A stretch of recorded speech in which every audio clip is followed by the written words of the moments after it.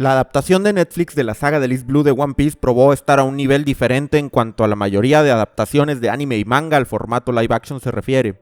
Tanto fans como personas que no conocen la franquicia pueden verlo y disfrutarlo, y es por tanto un gusto para mí ver que mi historia favorita de todos los tiempos llegue a un público más amplio. Mi opinión sobre esta producción sin entrar en spoilers la publiqué hace poco, y te dejaré el enlace si quieres revisarla, pero hoy entraré en detalle. Es momento de analizar la historia y desmenuzarla. ¿Qué cosas hizo perfecto? ¿Qué le faltó? Acompáñame para descubrirlo. El primer punto que quiero tocar es la coherencia entre capítulos.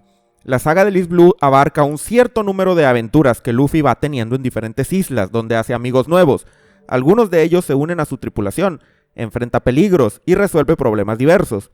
Lo cierto es que en el material original, estas aventuras son más que nada independientes entre sí, mientras el live action les da una consecución, una relación causa-efecto, en donde lo que sucede, por ejemplo, en el enfrentamiento con Morgan, tiene consecuencias, pues el mapa de la Gran Línea que se roban de la base de la Marina es un objeto que Baggy deseaba, y eso nos lleva al siguiente punto de la historia.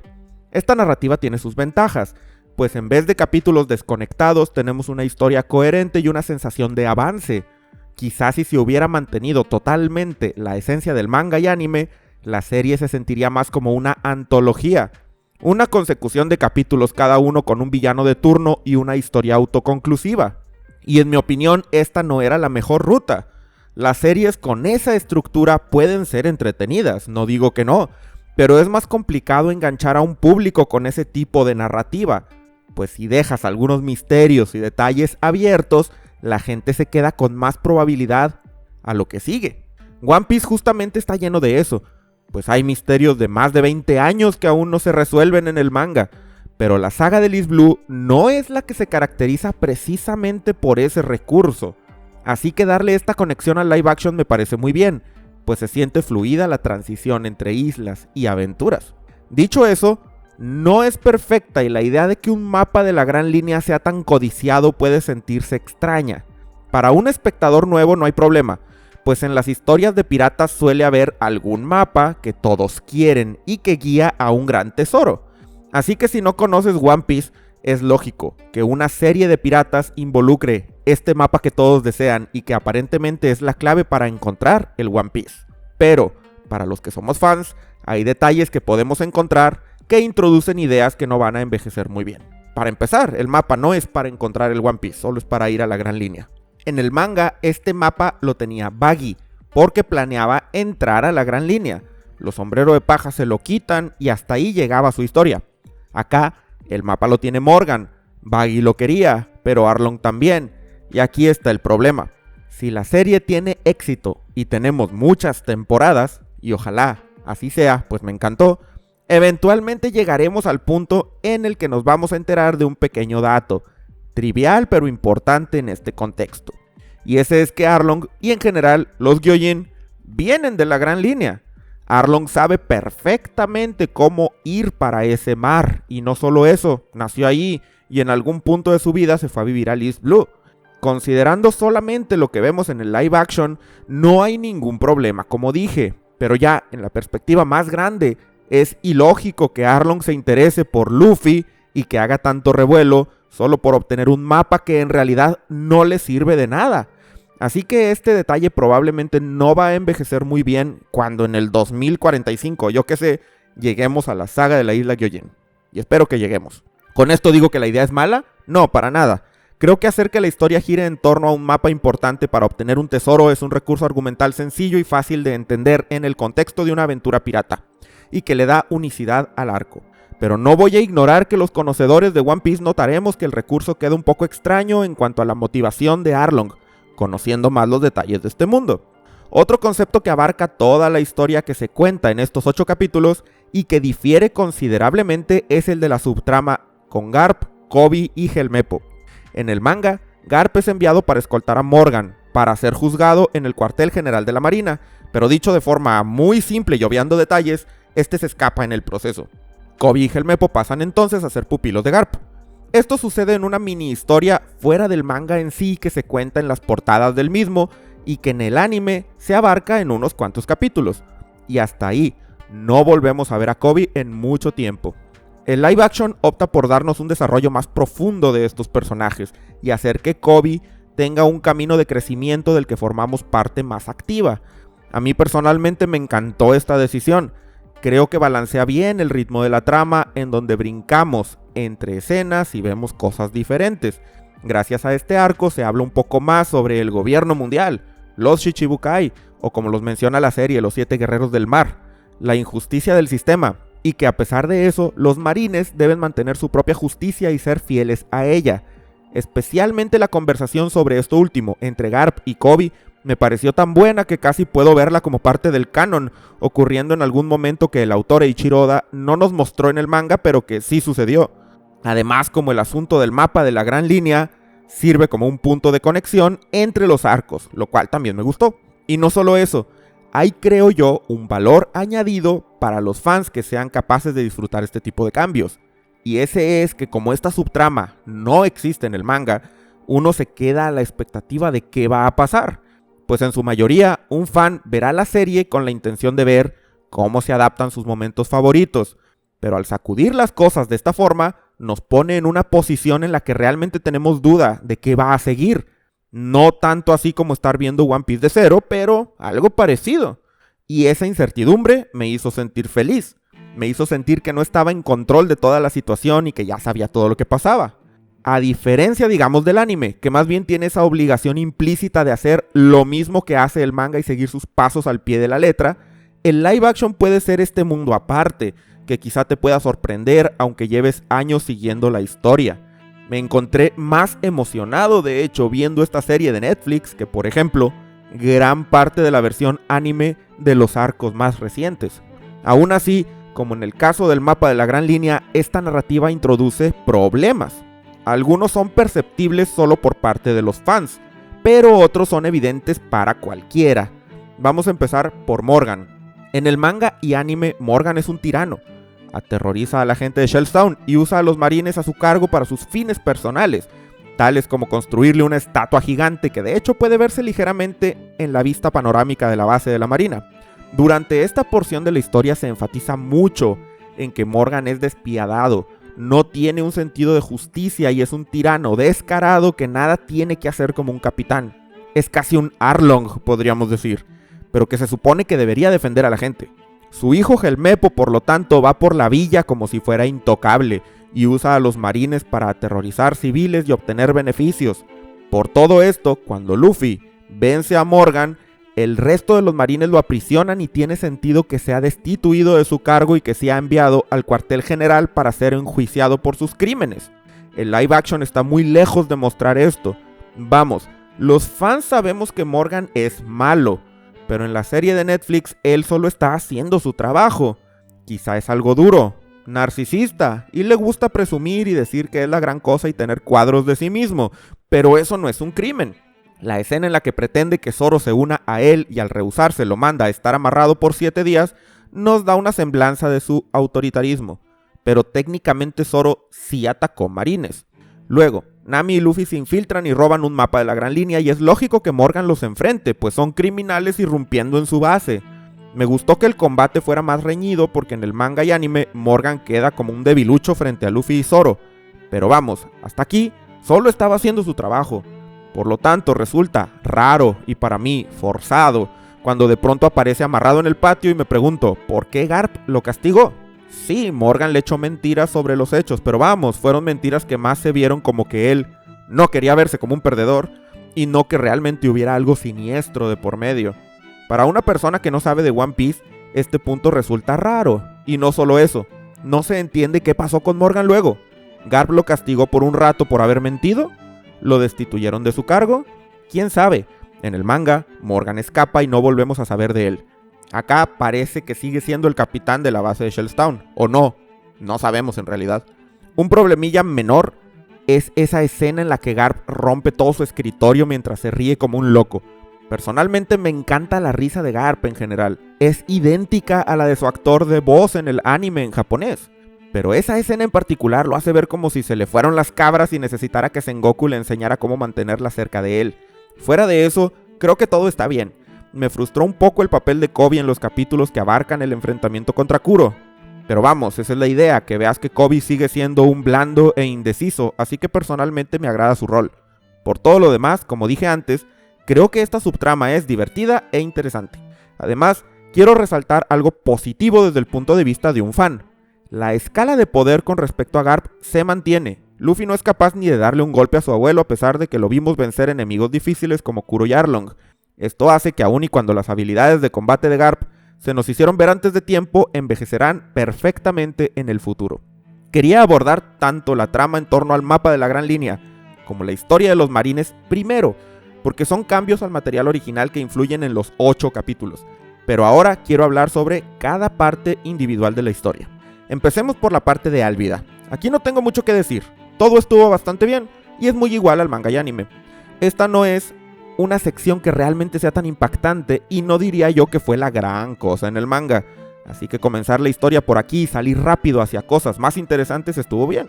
Cuando vi el teaser de la serie, me preocupaba que Alvida no se veía tan intimidante como en la versión animada, principalmente porque ella es mucho más alta. Es por ello que casi sentía que Luffy se veía como un aprovechado en el teaser cuando la manda a volar. Pero la serie hizo un buen trabajo, mostrando esa escena en donde mata cruelmente a un inocente. Pues en el momento en el que Luffy la derrota, sentimos que realmente se lo merece. Me resultó gracioso que Netflix cambió un poquito a Alvida, pues ella acá pregunta quién es la pirata más poderosa, pero en el manga y anime pregunta quién es la más hermosa. Supongo que para la plataforma el que Luffy se le opusiera y le dijera que es gorda y fea iba a herir susceptibilidades. Y vamos, no tengo problema con eso, es un cambio insignificante, solo es algo que noté y quería compartir. Pasemos a la parte de Baggy, porque de Morgan creo que ya hablé bastante. Y aquí creo que todos estaremos de acuerdo con que estuvo genial. Baggy fue increíble, es una mezcla entre amenazante, gracioso y malvado, y cuando me di cuenta que lo usarían más en la historia me dio mucho gusto. Porque lo cierto es que escena donde aparece Baggy, escena que se lleva la atención y que resulta divertida. Ayuda mucho que los productores supieran qué personajes de East Blue van a tener más importancia a futuro y cuáles no. La decisión de que Baggy y Kobe tuvieran un rol extendido es obvia para los fans, pues los vamos a ver más adelante y por tanto me parece muy bien que en el live action se hayan vuelto más notorios. Así la gente podrá reconocerlos y alegrarse de sus posteriores apariciones.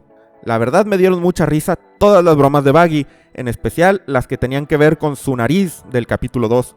Son una adaptación increíblemente fiel al manga y anime, donde justamente él se enoja cuando se habla de su nariz, pero también cuando, a pesar de que nadie dice nada de nariz, es por juegos de palabras que él cree que dijeron algo sobre ella.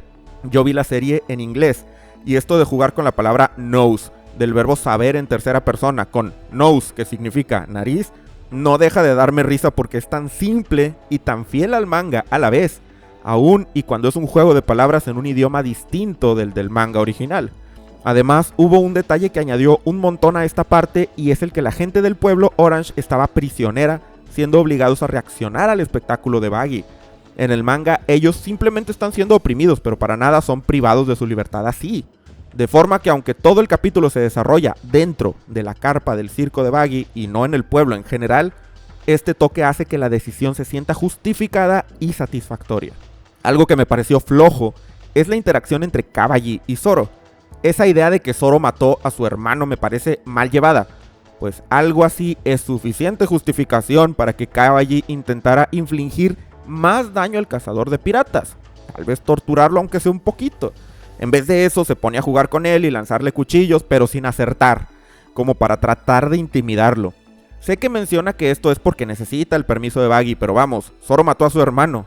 Creo que hubiera sido mejor no mencionar eso. Y entrados en el tema, hay que hablar de algo, los poderes de Fruta del Diablo. El live action hace cambios que realmente no me parece que afecten mucho en el corto plazo, pero podrían llevar a errores argumentales futuros. La fruta de Baggy se convierte en toda una arma letal de pronto. Originalmente la vara vara no mi o fruta parte parte, según se tradujo, le permite fragmentar su cuerpo. Y si lo cortan, no hay problema, puede volver a unirse. Pero si lo cortan, si lo golpean con los puños, lo lastiman como a cualquier persona. En el live action esto no es así y cuando Luffy lo golpea la parte sale volando. Esto hace que Baggy parezca invencible, y si bien la historia lo vuelve satisfactorio cuando a Luffy se le ocurre guardar sus partes en cajas, dejándonos a un Baggy pequeño, que es como termina el personaje en el manga, cosa que me encantó porque no creí que lo fueran a hacer. Más tarde, representa un problema. ¿Por qué Baggy no hizo cosas así cuando se enfrenta a Kurobi? ¿Por qué Arlong lo tenía atado a una silla y no se podía escapar? O por ejemplo, ¿por qué en la batalla final en Arlong Park, Baggy no podía manipular su cuerpo aún estando tan cerca de él, cosa que sabemos perfectamente que sí puede? Creo que el hacer que la habilidad de Baggy careciera de limitaciones en su batalla con Luffy, pero que de pronto esto se olvidara posteriormente solo para hacer quedar bien a Arlong, no fue la mejor decisión. Las escenas funcionan, pero uno se cuestiona por qué Baggy ya no usa sus recursos tan ingeniosos como con Luffy. Además, en el live action parece ser que la dinámica con las frutas del diablo difiere a la del manga y anime, pues mojar a un usuario con agua de mar los debilita, cuando originalmente mojarse no tiene ningún efecto, lo que afecta es estar sumergido en el agua, sea de mar o no. Esto lo podemos ver cuando Baggy se moja, luego de que Luffy escapa del tanque y él también se debilita, o cuando Arlong le tira agua a Luffy en el Baratie.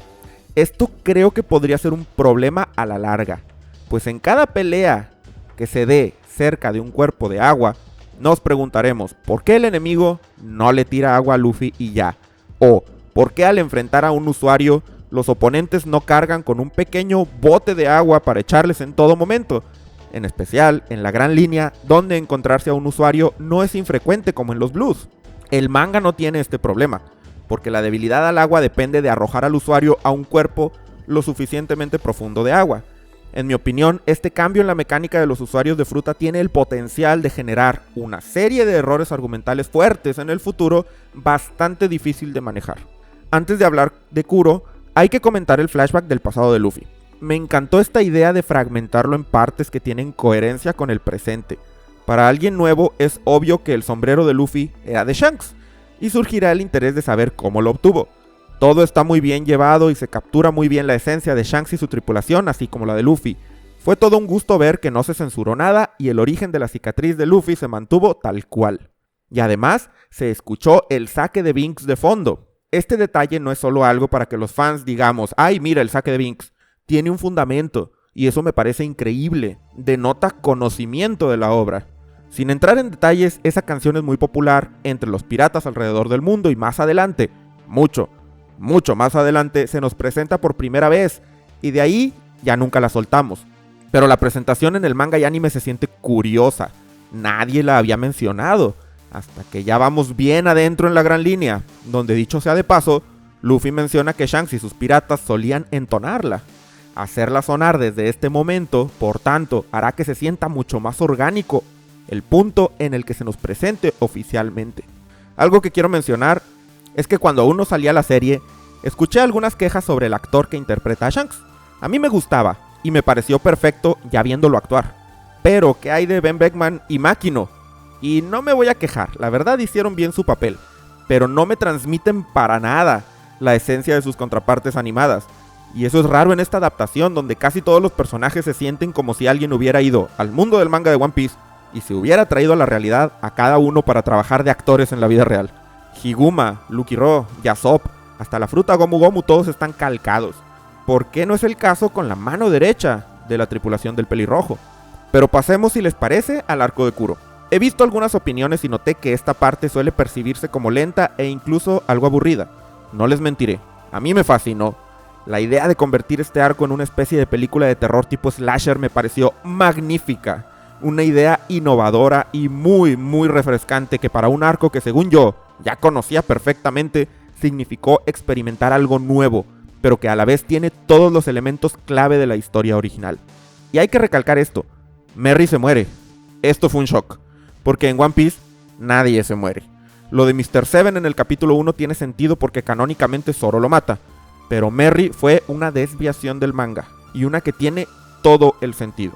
Pues originalmente Kuro lo ataca y lo hiere gravemente, pero inexplicablemente un simple mayordomo pudo sobrevivir a un ataque letal de un pirata experimentado que, dicho sea de paso, tiró a matar. Acá no hubo piedad, y eso me hace preguntarme, ¿qué otro personaje que sobrevivió de milagro directo de la mano de Oda va a morder el polvo en el futuro? Hay unos cuantos que se me vienen a la mente en el futuro cercano de la serie, y ahora tengo miedo, en el mejor sentido. esa saga de Arabasta va a ser todo un espectáculo. El hecho de que Merry muriera hace que el barco, el Going Merry, tenga un ángulo diferente, pues ahora que ha sido nombrado en honor a un querido amigo de Kaya que ha pasado a otra vida, su valor se percibe de forma distinta. Va a ser irreemplazable, en especial para Usopp, y los fans sabemos muy bien a dónde irá todo eso. Ahora, como en el caso de Morgan, creo que esta sección de la historia también tiene el problema de que se salta escenas, que resultan cruciales para comprender mejor las acciones de los personajes en última instancia. En particular quiero hablar de una. Kuro, en el manga, no quiere que Usopp visite a Kaya y es más enfático en eso. Así que cuando va con ella y los sombreros de paja, Kuro pelea con Usopp y le dice que es un rufián, igual que su padre. Para Usopp, que respeta mucho a su padre y a Sop, este es un gran insulto y él reacciona golpeando al falso mayordomo. Es gracias a este conflicto entre ambos que cuando Usopp va con Kaya y le dice que Klahadore es en realidad el capitán Kuro, ella cree que su amigo solo dice esas cosas por venganza, porque está enojado debido a su previa riña y malinterpretando su intención de protegerla. Acá, el que Kaya reaccione descartando completamente lo que Usopp le advierte se ve como una acción poco prudente por parte de Kaya. Su reacción cuando él quiere huir y la toma del brazo seguido de una cachetada se siente excesiva. ¿Por qué desconfiar tanto de su amigo? Sí, la serie nos hace ver que Usopp suele mentir, pero no lo presenta como un mentiroso compulsivo. Es más, las mentiras de Usopp son más como cuentos para Kaya, en donde el fin no es engañar a nadie, es divertirse. Más aún, luego llega Nami y dice que tienen que huir, y ahora sí, Kaya hace caso. ¿Por qué confiar en una pirata que se estaba robando la decoración y no en tu amigo de toda la vida? Y vamos, no estoy diciendo que estuvo mal confiar en Nami. Ellas hicieron un lazo y fue una escena muy bonita y significativa. Pero ¿por qué no confiar en Usopp? En el manga pasa lo mismo, Kaya desconfía de Usopp. Pero la escena de la pelea entre él y Klahadore era muy importante para unir el antes y el después. Creo que hubiera quedado perfecta si se acomodaba en la hora de la cena, en vez de eso de Luffy parándose encima de la mesa, o quizá incluso luego de eso. Por ejemplo, Kuro menciona que sabía que Usopp invitaría a gentuza. Tal vez que luego dijera algo como: no se podía esperar menos de un hijo de un sucio pirata, y entonces Usopp se levantara y sucediera el intercambio. Vamos, no era tan difícil. Ahora hablemos de nuevo sobre los poderes. Así como Morgan, que era más fuerte, y Baggy con su habilidad de fruta sin restricciones, Kuro también vio incrementados sus poderes en el live action. Y en su caso, tenemos que su capacidad de moverse muy rápido está totalmente bajo control. En el manga y anime, para que Kuro se mueva a tal velocidad básicamente lo hace a lo loco, tirando cortes por todas partes pero sin controlarlos, porque esa velocidad va más allá de su capacidad de reacción. Aquí es todo lo contrario, y sí, lo vuelve muy intimidante y parece un enemigo muy difícil de vencer. ¿Cómo poder reaccionar a esa velocidad? Pero al mismo tiempo de nuevo introduce errores argumentales. Hay una escena en donde él avienta a Usopp. ¿Por qué no lo mató? Solo tenía que atravesarlo. De hecho, me parece que costaba más trabajo para él golpearlo con la palma de su mano que cortarlo con las cuchillas. Y en la pelea final con Luffy, luego de recibir un solo golpe de nuestro protagonista, Kuro se olvida de su velocidad y se pone a pelear a un ritmo que Luffy puede seguir. Esto te hace pensar, ¿por qué no vuelve a su estrategia anterior? Incluso hubo un momento donde Kuro fanfarronea y se pone atrás de Luffy, pero no le hace nada. Y está bien, los villanos suelen fanfarronear. Pero eso demuestra que Kuro podía haber seguido haciendo eso y hacer batallar más a Luffy. Le hubiera dado un mejor toque si Kuro seguía con su velocidad, solo para que Luffy lo detuviera a medio ataque, para su sorpresa y la de todos, y entonces proceder a darle el golpe final. La pelea en sí es buena y divertida, pero sí tiene ese detalle que cualquiera podrá cuestionarse con facilidad. El flashback de Zoro me gustó mucho y no me esperaba verlo en esta sección de la historia. Creo que fue una buena elección eso de arrojar a Zoro a un pozo, cosa que de cierta forma se equivale con algo que sucede en el manga, donde Zoro se queda atorado en una pendiente resbalosa sin poder subir, mientras la acción está en otra parte. Aunque disfruté bastante los espacios dedicados a este flashback, quizá para alguien nuevo, y para muchos fans también, se sienta desconectado del resto de la historia que se está contando. En especial, porque si muchos perciben la trama de Kuro como lenta, el pasado entre Zoro y Kuina podría solo contribuir a esa lentitud. En particular, yo estoy bien con la decisión y creo que con el pasado de Luffy siendo narrado en partes durante los capítulos 1 y 2, haber puesto el de Zoro también se hubiera sentido intrusivo ahí. Así que para mí la decisión fue acertada. Esta parte de la historia termina en una nota positiva a pesar de las desgracias. Kaya decide estudiar medicina y Usopp recibe un bien merecido beso, que aunque en el manga no sucede, no se siente fuera de lugar y de hecho solo suma a la idea de que Usopp y Kaya compartirán un futuro juntos después de que él regrese como un valiente guerrero del mar. Escuchar el tema We Are mientras zarpan con el Going Merry es una experiencia fantástica. La escena es bonita en general, pero en particular los fans del anime detectaremos el opening y sentiremos nostalgia de la mejor manera. Luego de eso, tenemos la persecución por parte de Garp, una que debo admitir que me preocupaba un poco cuando supe que algo así iba a suceder por una escena en el tráiler, pero que se ejecutó maravillosamente. Nos mostró que los sombreros de paja aún tienen mucho que aprender como equipo. Nos dio una probada del poder de Garp al verlo arrojar una bala de cañón con su mano, y además vemos que la fruta de Luffy no solo sirve para tirar latigazos.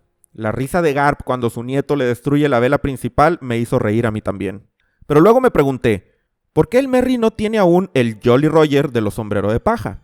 Eso es algo que me mantenía preguntándome, sobre todo porque Usopp dibujó el suyo propio y creí que luego de eso haría otro bajo petición de Luffy, como en el manga y anime, pero no sucedió. Ya hablaremos de cómo se maneja esto al final, porque tengo mucho que decir. Pasamos al arco del Baratie, que es una mezcla curiosa entre escenas fascinantes y un manejo un tanto extraño de la sucesión de eventos. Vamos a dejar esto en claro de entrada. Todo el asunto con Mihawk y el flashback de Sanji están increíbles. Son una copia exacta del manga. Y eso lo digo de la mejor manera, porque estos momentos sí que debían mantenerse intactos, y así sucedió.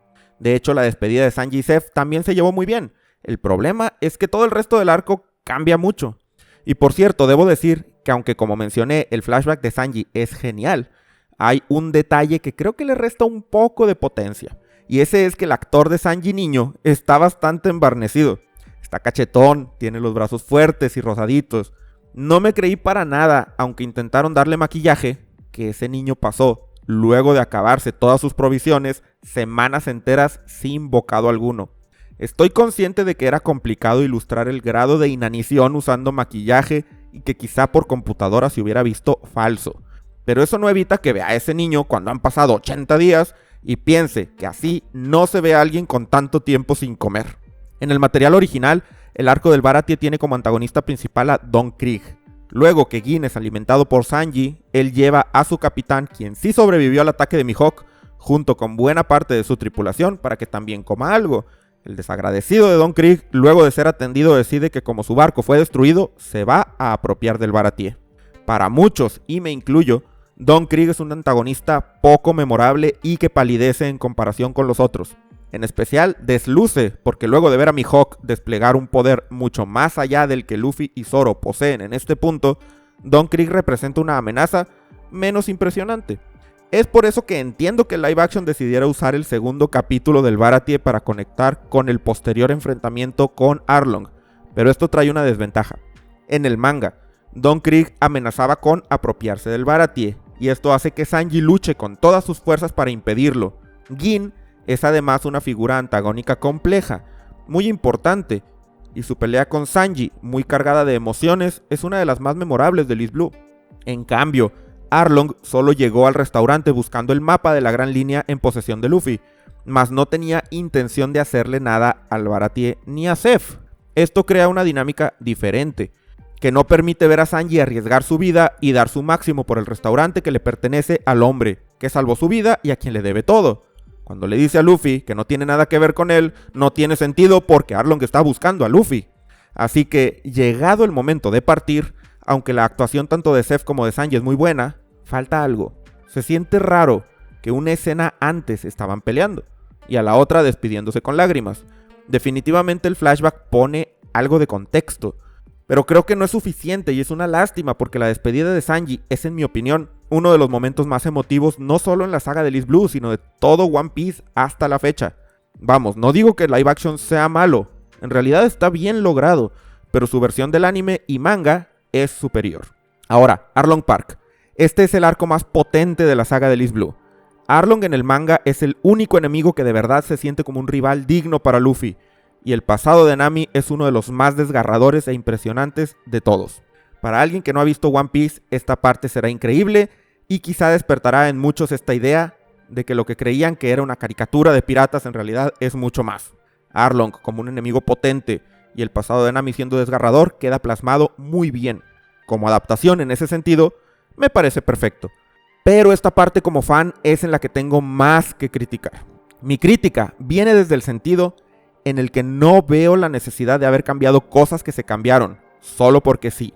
A lo largo de todo el video, creo que he dejado claro que pienso que la libertad creativa en favor de una temporada coherente y de un ritmo de eventos fluido y sin ser apresurado es muy importante, y es parte de lo que hace de esta adaptación un gran acierto.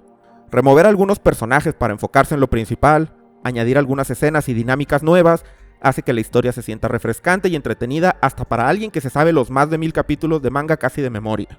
Quitar partes que técnicamente serían un reto, más allá del presupuesto, como la ausencia de criaturas tales como el león Richie de los piratas de Baggy o Momu, un enorme rey del mar a cargo de Arlong, es entendible.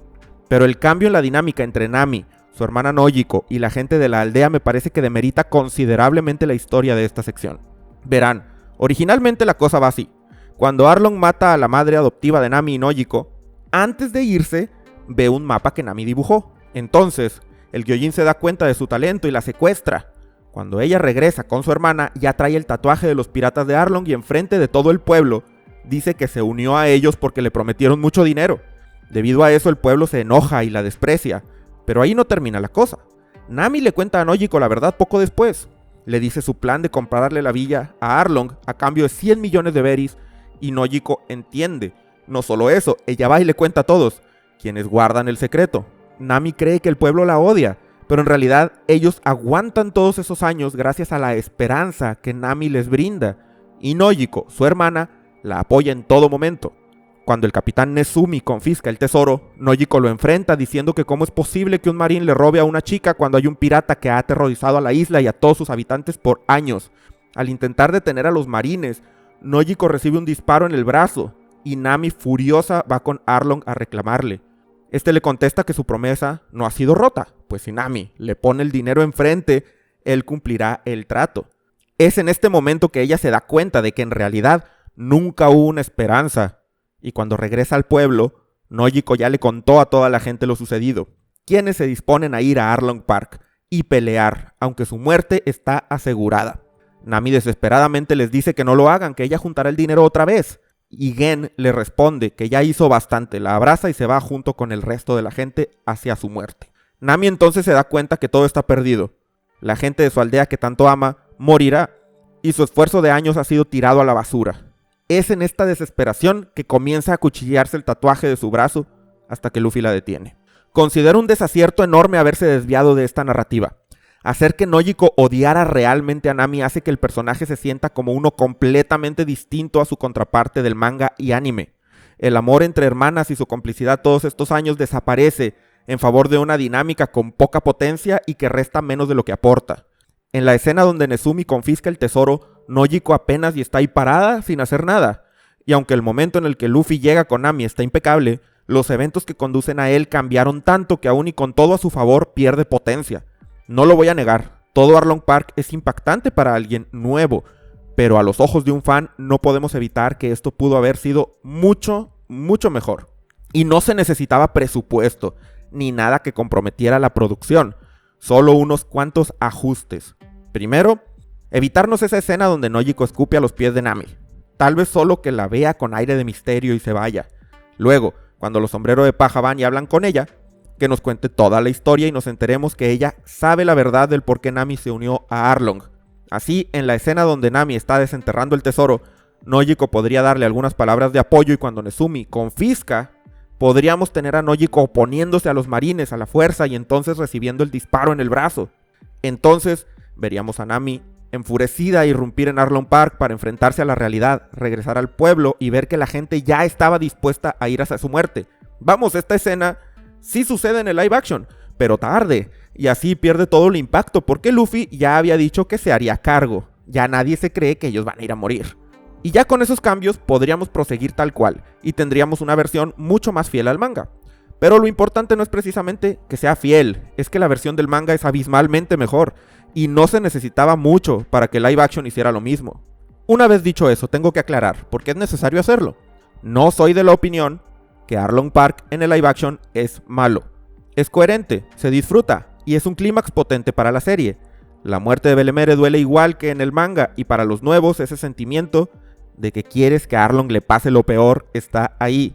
El momento en el que Nami le pide ayuda a Luffy no podría ser mejor. El enfrentamiento final entre Arlong y Luffy está muy bien, y la destrucción de Arlong Park quedó espectacular.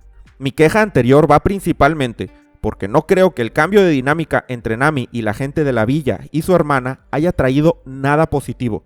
No representaba un gasto mayor en efectos o en elenco, no agiliza la trama, no contribuye al ritmo, ni concreta nada. Es solo un cambio porque sí, que aunque un espectador nuevo ni va a notar, para los fans sí pegará muy duro. Pero no hemos terminado, pues el live action culmina la subtrama de Garp justo en la fiesta de celebración de la derrota de Arlong, y acá sí que me gustó, porque me preguntaba cómo iba a acabar todo esto. Tenía mis ideas, pensé que quizá se nos dejaría esta dinámica de Garp, Koby y Helmeppo persiguiendo a los sombreros de paja para futuras sagas, y por tanto entrarían como sustituto de Smoker en la saga de Arabasta, por ejemplo, que es el marín que se encarga de perseguir a Luffy en esa parte de la aventura. La historia opta por enfrentar a Luffy y a su abuelo en una batalla que deja bien en claro que un vicealmirante de la marina y en especial Garp no es cosa de risa. Luego de que Luffy colapsa todo un edificio y derrota a Arlong, vemos cómo su abuelo trapea el piso con él. Luffy no puede conectarle ni siquiera un golpe y eso me encantó. Aunque Garp en el live action es en acciones y desarrollo distinto al original, al final sí se siente como Garp. Algo así como un Garp en un universo alterno, que no deja de ser el mismo. El hecho de que Garp reconozca que hay algo de Roger en Luffy no solamente da pie a que lo deje seguir su camino, sino que además insinúa una relación más profunda entre el marín y el rey de los piratas, que seguramente hará volar la imaginación de muchos nuevos espectadores. Creo que es un buen cierre y una despedida para estos marines, al menos por ahora. La historia termina con una escena que me gustó tanto que reconozco que supera a su equivalente en el manga. Originalmente, luego de que Usopp se une a la tripulación y que obtienen el Going Merry, es cuando se dibuja el Jolly Roger de los sombreros de paja. Primero Luffy dibuja el suyo, que está bien chueco y feo. Luego Usopp hace uno mucho mejor, pero basado en sus rasgos, no los de Luffy, usando esta broma de que él quiere ser el capitán. Cuando se lo rechazan, dibuja ahora sí el icónico emblema de los sombreros de paja y lo pone en velas y banderas. El live action se toma más su tiempo aquí, pues Luffy dibuja su Jolly Roger chueco antes de conocer a Usopp, y es gracias a él que los marines rastrean a Luffy en la Villa Syrup, lo cual de por sí se me hizo muy gracioso.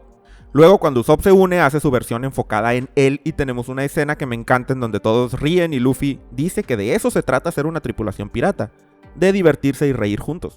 Pero al final, luego de zarpar con una sonrisa en sus rostros, Zoro, Nami, Sanji y Usopp le anuncian a Luffy que le tienen una sorpresa. Y es cuando se despliega la vela principal y vemos el Jolly Roger terminado en todo su esplendor. La razón por la que me encantó esto es la siguiente. Es claro que Luffy representó un gran apoyo para todos sus amigos. Salvó a Zoro de ser ejecutado por Morgan, ayudó a Usopp a proteger a Kaya y a la Villa Syrup de los piratas de Kuro, defendió el Baratie junto a Sanji y le quitó el enorme peso de encima a Nami que tuvo durante años al vencer de una vez por todas a Arlong. Todos le deben mucho a Luffy, tanto en el manga y anime como en el live action. Esta dinámica se mantiene y entre más gente conoce Luffy, más gente le debe mucho por sus acciones. Pero en realidad, esa sensación de agradecimiento hacia él viene mucho más adelante en la historia. Todos los sombreros de paja quieren a Luffy, lo aprecian y a la vez lo respetan como su capitán. Y Luffy sin ellos no podría hacer muchas cosas, pues él no sabe navegar, cocinar, usar espadas, ni siquiera mentir. Aún así, ese bien merecido gracias hacia Luffy, esa evidencia de que todos consideran a este chico como aquel que les dio libertad a cambio de nada, en mi opinión, viene a manifestarse de forma sólida hasta la promesa del 3-2Y en el manga. Aquí tenemos un momento pequeño pero muy simbólico, el momento en el que los cuatro se unen para darle una sorpresa al capitán, con una enorme sonrisa en sus rostros, ansiosos de ver la reacción de Luffy cuando vea su Jolly Roger de pirata, con sombrero y todo, adornando la vela del barco que ahora es su hogar. La emoción de Luffy al ver esto es enternecedora y es el punto en el que queda bien cimentado que estos 5 piratas no son solo amigos, no son solo tripulantes, sino mucho más. Y ese es el espíritu de la saga de East Blue. Consolidar este pequeño grupo, en preparación a las dificultades del temible mar de la Gran Línea. Es luego de eso y de anunciar sus sueños frente a los demás que termina este live action. Y si ya de por sí estaba feliz con el trabajo que se hizo, al ver ese final, definitivamente y sin lugar a dudas, con sus aciertos y fallos, pensé para mis adentros: esto es One Piece. Espero que te haya gustado este video, que se extendió mucho más de lo que planeé y aún así siento que me quedé corto en todo lo que me gustaría decir. Agradeceré mucho tu like si ese fue el caso. Me encantará leer tus opiniones sobre las cosas que mencioné aquí y en general sobre la obra. Además, no olvides suscribirte al canal, pues seguramente hay muchas cosas sobre live action que discutiré más adelante. A continuación, quiero agradecer enormemente a todos los miembros del canal. A López, Ramón Parra, Isaac Buzo, David Ginas, Luis Mira, Iván, Jerónimo Angiolillo, Terrasegundos, Cristian Ledesma Candás, Adrián Duarte, Alejandro González, Kaiserex, Waldos, Vomitus 404, CH3Z93, Oscor 25, Yoyo, Chofócrates, Cops, Jarayuco 1, Kev 06, Bolas 24, Yof Kun, Esculapio, Andrés Miñán, Cristian Ignacio Zúñiga, Gibran Villa, David Dionisio, Roberto Sea, Sarmi, Hanahana Nomi, soy Dani Barrios, Agustín, Brian Kirsingen, Regube2, Seji, Eduardo RS, Maineragon, Miguel Pérez, Esteban Sangroni, González de Mario, Lucas Núñez, Benjamín Bustos, Diego Ahumada, José Alarcón, Osef de Yoli de Gonslip, Jack de Pájaro, Jack Gamer, Félix Ale, Melamente, Sari Aguilar, Federico Juárez, Mr. Don Luffy, Malojo, Enrique Molina y PX Flampe. Si quieres ser parte de los miembros, aparecer en los agradecimientos al final y tener acceso anticipado a todos mis videos, haz clic en el botón de unirse o en el enlace en la descripción. Muchas gracias por quedarte hasta el final y nos vemos en el próximo video.